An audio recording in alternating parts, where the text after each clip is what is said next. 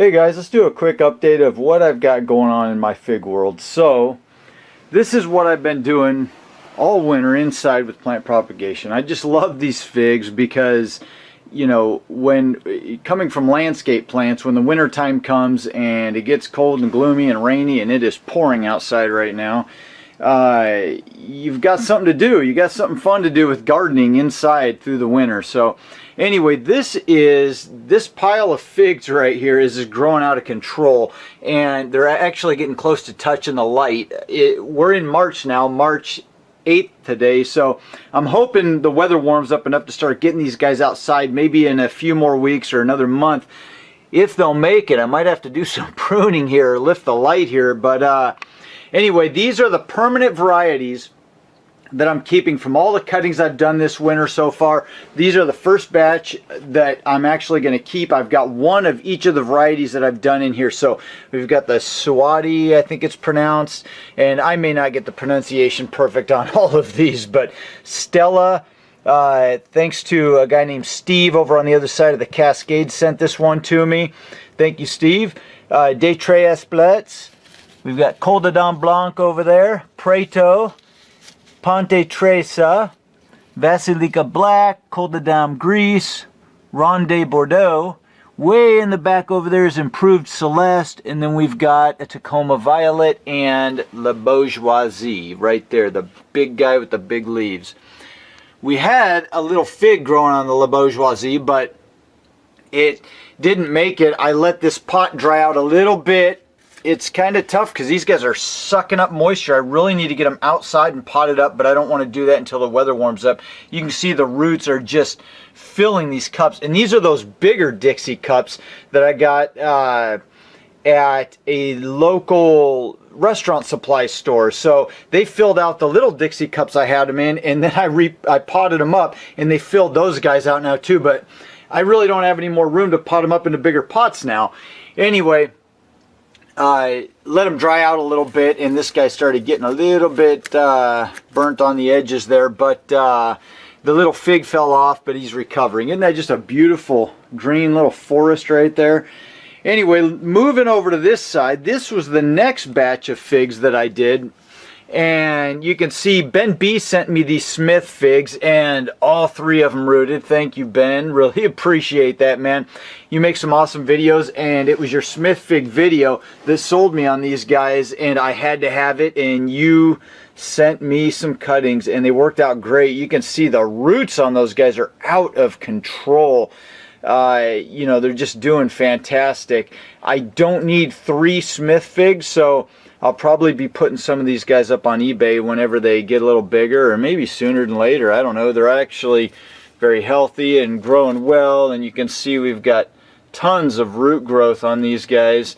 Then we've got, I don't know what I'm going to do with him, just an extra Swati. I don't really need it, but you know, he's kind of cool to look at. So we got a little Tacoma Violet over there, another Basilica Black way in the back. Those were a popular one. I sold a ton of those on eBay. Well, not a ton, maybe I think 3 of them, but there's one left. I really don't want to sell it, and I said on that last one that that was the last one I was going to be selling. I really want to keep this guy. I think I might give it to my pops and have him plant it out at his place. And then we've got these other new varieties. This was from the last batch that rooted. Col de Dame Blanc. That actually was one that I showed you over here. I've got another one that I'm keeping. I don't know what I'm going to do with him. I might put him up on eBay. We'll see, or sell him if somebody's interested. The Bourgeois Gris took off, and they've got some really nice fat roots. Those guys are... It's kind of neat when there's different varieties all through here, and the different varieties have different shape and size roots. Here's another one of the Col de Dame Blanc. Just huge, fat roots. I just love seeing that. Anyway, that's a real nice looking one. Got a tiny little leaf at the top. So I've already got that variety over on the other side, so I'll probably end up selling them or doing something with them guys. But we got Hollier. These came from Steve on the other side of the Cascade, same guy that sent me the Stella cuttings. And anyway, that's what's going on right there. So these guys are actually doing really well. These guys are probably a month and a half ahead, probably a month and a half ahead of all these guys over here. So you can see the difference in the timeline there. Now, this is something that's pretty darn cool. You know, I've tried a lot of experimenting through the winter with the fig cuttings, and I've decided this is what I'm going with. This is going to be my method for rooting figs. Everybody seems to have their own method. There's you know, there's a method for every fig person out there, and everybody's got their own way of doing it, but I really like doing it this way. So no humidity bin, just sticking the hardwood cuttings right into whatever you've got. It doesn't matter. I try to stay away from straight peat because it holds so much moisture and they can get kind of waterlogged, I feel like. But this is bark. It's got a little peat in it. Incidentally, I didn't mix it in on purpose, but I have some extra potting soil that I just threw into my bucket of fine fir bark. And there's a little bit of perlite in there as well from that potting soil. But anyway, this is mostly fine fir bark. So I just, you know, these cuttings right here were stuck 2 weeks and 2 days ago. And I stuck them right in here, no humidity bin. I've got them on a heat mat. It's just a sunbeam heat mat here that you can get at Walmart or wherever. You can find them all over, but it's not for seedlings or anything like that. We've actually had these for a long time, used them for various things, but anyway, I just set it on the low setting to stay on, and it makes them pretty toasty. And I just set this guy on here 2 weeks and 2 days ago.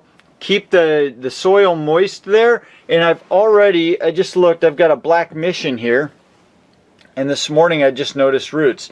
So I've got some roots, get that in the light there. I've got some roots popping through already, so I'm really excited about that. 2 weeks and 2 days on the bottom heat, no humidity, and I've got roots. And then this green ischia, I have not seen, and most of these came from Will's C, and he's got his own website and sells cuttings, and so I got most of these from him. The Osborne Prolific came from a guy named Stephen Reed, and he lives up in Canada and has a palm tree nursery. Interesting guy. Thank you, Stephen, for sending me those guys. And then I think, yeah, all the rest of them came from Will's C and his website. But really excited to see these green ischia take. I got 3 of them going. I haven't seen any roots from them yet, but there's a few of them with roots throughout here. Anyway, this is my method for propagating. I really like it. It's working perfect for me. 2 weeks and 2 days on bottom heat, no humidity bin, and things are going perfect. Probably in another 5 days or so, when we hit the 3-week mark, I'll probably take all these off the bottom heat and just throw them in with the rest of them and just let time do its thing. That's what I did with these guys, and it worked great. Now, these have been under the light the whole time. I haven't had them hidden in darkness. It's made no difference at all. I tried that experiment where I had them in dark for a month or something. I think they're actually rooting quicker with the light. So easiest method possible, you know, that I have found so far. Just hardwood cuttings in the medium, on bottom heat, no humidity, under light, and they just do their thing. You don't have to do anything to them.